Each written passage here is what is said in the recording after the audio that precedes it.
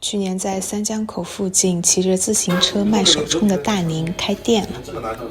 今天想喝手冲，主理人大宁推荐这款哥斯达黎加的，是后的老板送给他的。店里还提供贝果。这家面包店在戴梦胡同，我上次去的时候有去买过，蛮好吃的。是年前刚开业的时候去的，那个时候还有5折的优惠活动。我感觉咖啡弄起来啊，手冲好像特别淡。的话还是会通过它那个口味。这个的话绿植就不会喝了，但手冲呢就不能做奶咖，前提是啊。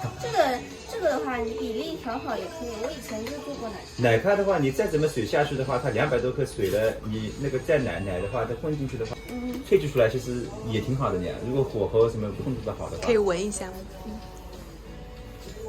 它是水洗。甜甜的。因为我现在帮你提交了，说12点半送到呀。我现在帮你提交了，跑腿让他现在过来了。好。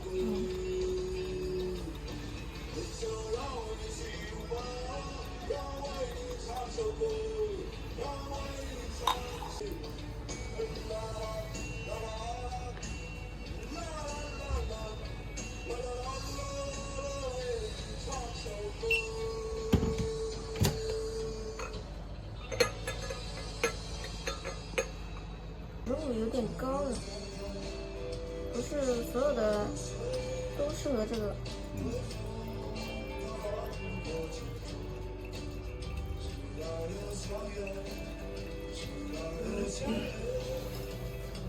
手机拍着拍着，储存空间不够了，最后有一段没有录下来。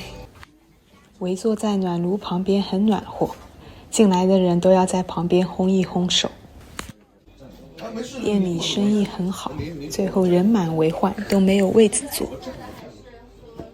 我自己都喝哎，我也喝新冰的，对，我也喝新冰，我很喜欢喝抹茶新冰的，就抹茶新冰了。对，我也很喜欢喝抹茶。星巴克不是喝饮料的地方，对，星巴克就是个喝饮料的地方。饮料好喝呀。对，星巴克他们老客户啦，去了能给你手冲给你弄的，但实际上手冲啊，它的豆子就是那样的豆子。